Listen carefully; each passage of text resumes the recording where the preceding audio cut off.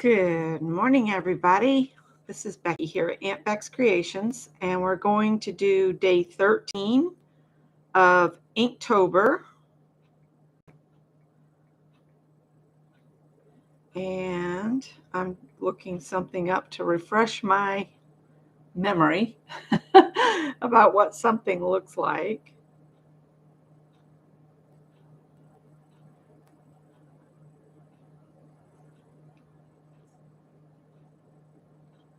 All right.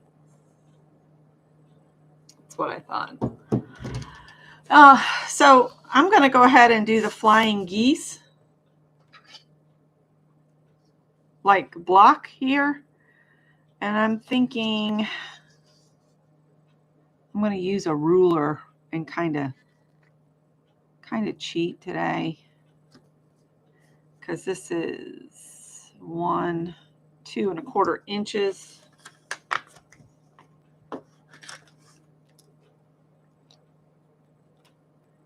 Hope everybody's having a good morning.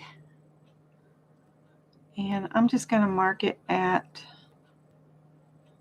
3/4 or half. Let's do 3/4. And 1, 2, 3. 1, 2, 3. Yeah, that works out perfect. So I'll come over here and do the same thing. Line the 4 up there and go here. 1, 2, 3.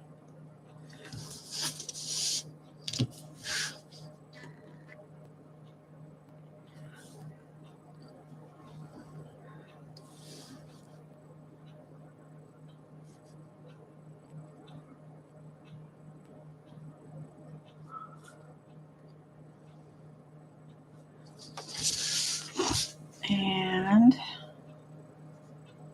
1 3/4 across.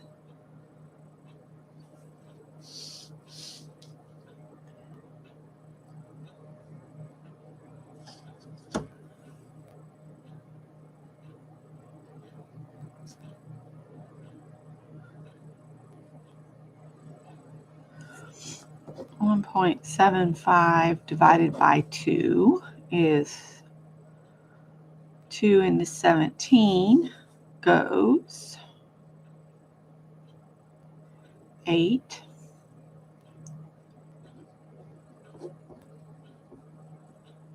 .87. So about a little before the inch mark. Let's do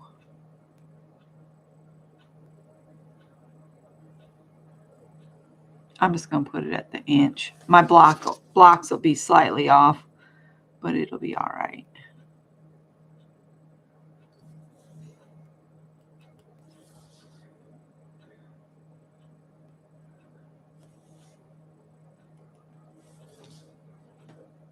And these marks will probably show up. I guess I should have used pencil. And then I'm just going to draw from that center mark down to the corner on each one to do the flying geese blocks. And if it's slightly off, it'll be okay. This is just to get us using our pens and ink, right? And then we get to color it in. We could even add faux stitching to it if we want to. Morning, Teresa. And this will be the side that looks a little wonky, but again, we're playing, and that's the most important part. And Isla, if you're listening, happy birthday. I hope you have a wonderful day for your birthday. And I am here transportless. Scott's got the truck today. He put his car in the shop for oil change and tire rotation. So we'll just blacken that line, blacken this line. Oh, got off a little bit. I guess I could use the ruler, but yeah. All right. So now we get to color it in. I was thinking maybe green for the middle and this kind of orangey color for the outside. We'll leave the black out.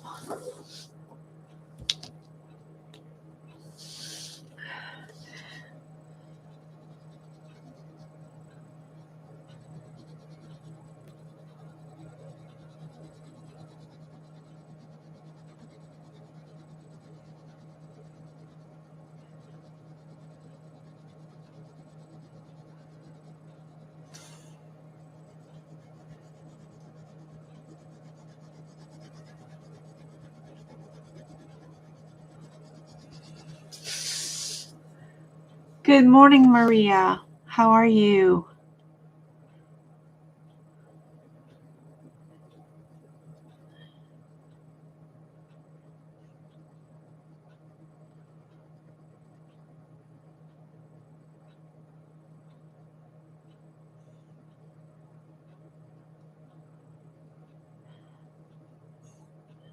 Since Greg's at his girlfriend's house again, and he's not going to be able to work for the next couple days at my son because he got injured at work pretty badly, but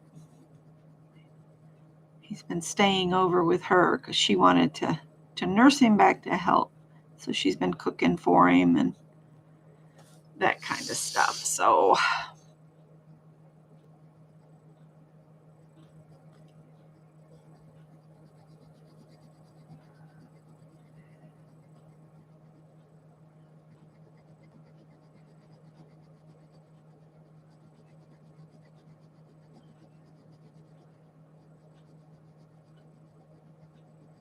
and it's good for them to spend time together to find out if they're cohabitable and get to know each other a little bit better.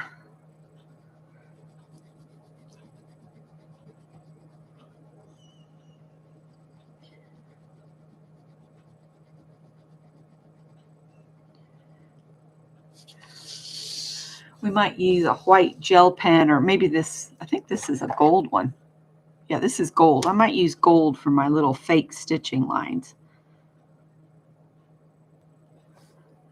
And I learned something about the folks that quilt in the ditch. I learned that from a couple videos that's actually reduces the life of the quilt because you're actually going into stitching that's already there and it's a weakened spot because it's already been stitched through. So when you add your quilting in the ditch, it weakens that joint even more. It's better to, stitch slightly off from that, so it's like an additional stitch, not going through the same holes.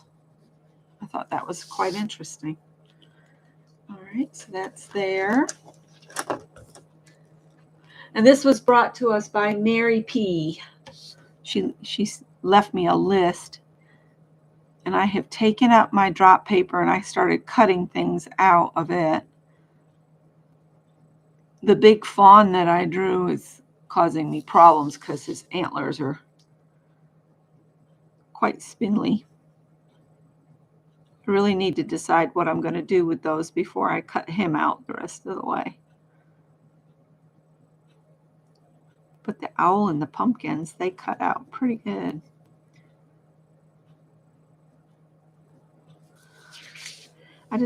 Anne was doing her drop paper yesterday, so I said, well, I need to pull mine up and just cut it out and put some fresh drop paper down. I was ready for a change. And the phone keeps telling me the rain is going to stop, blah, blah, blah. And it did that all day. Rain will stop in a few hours. Well, it's still dripping slightly out there.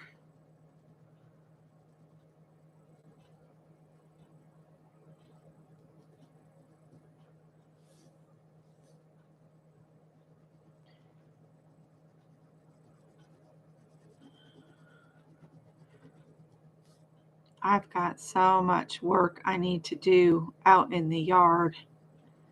And when Bernadette was sick, I didn't want to be outside at all. And then after she was passed over the Rainbow Bridge, I just didn't want to go out in the yard because it made me sad. There's so much I need to do. I've got plants that need to be repotted. I've got a tree. The dogwood tree. I've got to move it before it gets any bigger. It's too close to the house. It's a volunteer tree. It just popped up on its own. Probably planted by a bird. And I've got the ditch lily, the little blackberry lily. I need to divide it and decide whether I want to put it in the ground or keep it's doing so well in a pot, but there's so many in the pot now that it needs to be divided. And it's got some seeds on it. I am really tempted to fix a small pot with some dirt and put it inside a Ziploc bag and then just put a bunch of those seeds in it and see if they come up. And maybe store it in the refrigerator at the back, to make it chill out, and then pull it out and see if they'll grow. Try to force them. It produces so many seeds. If I ruin some seeds, it's not going to matter. I have so many I've collected over the years. The hummingbirds love that lily. I would love to plant it everywhere. Hummingbirds and butterflies. And it gives you one tiny little lily every day.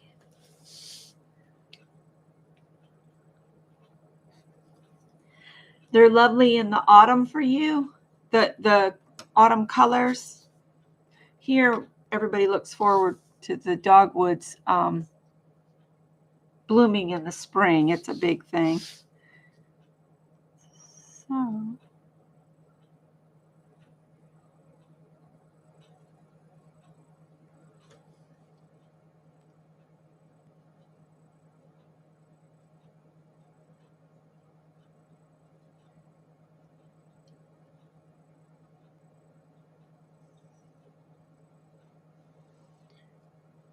I need to work on the baby quilt for a little while this morning.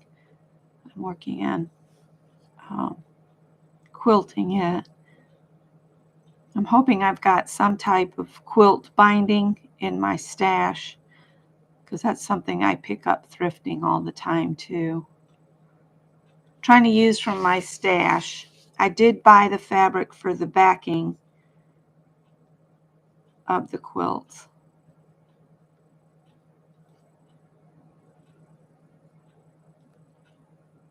And I've cut out the shirt for my sister-in-law. So that's sitting on the sewing machine waiting for me to sew it up. And I'm going to do a combination between view A and view B, because I noticed that view B has buttons up the front, and I think she would prefer the zipper. So I'm going to mix and match some of the elements, which you can do in one of those patterns that gives you different views. You can mix and match stuff. You just have to think about what you're doing.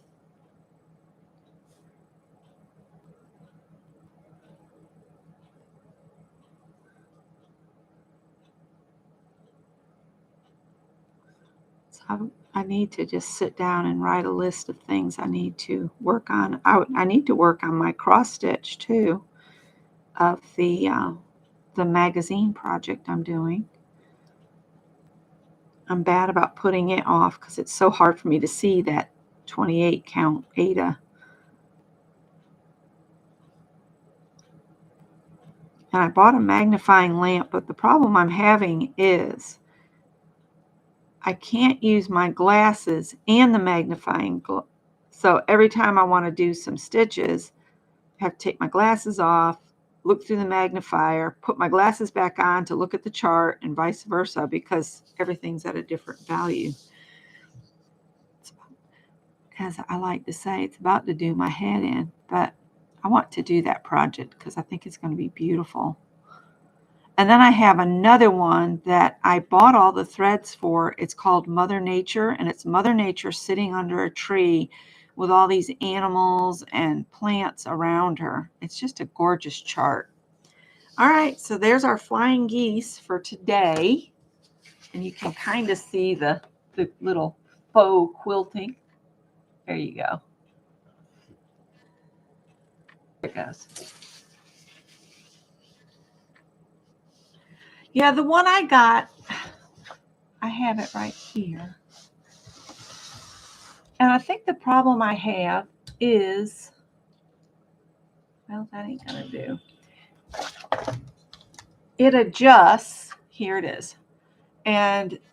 But this area here is so small that I can't have the chart under it and my book. If I could get it all in line, then it would be okay. And it does light up pretty good. And it magnifies real good.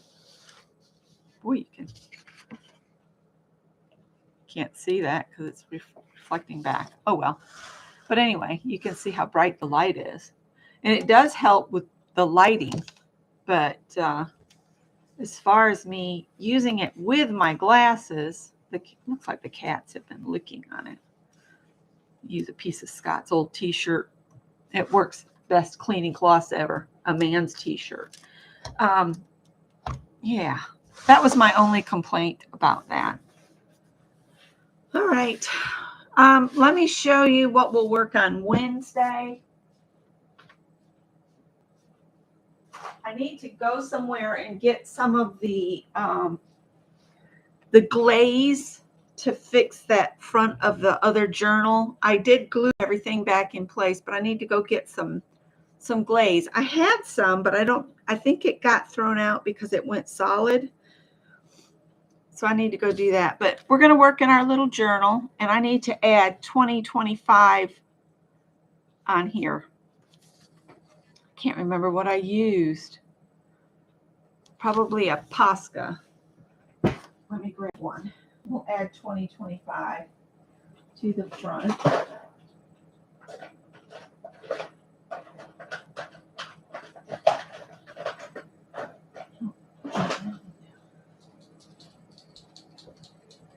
So far, I haven't seen anybody drink on the new fountain, but they've all checked it out. It's wonderful light. It's just, I got to figure out how to use it. I'm going to put just 2025 here in this white space. And then maybe write autumn here. AUTUMN.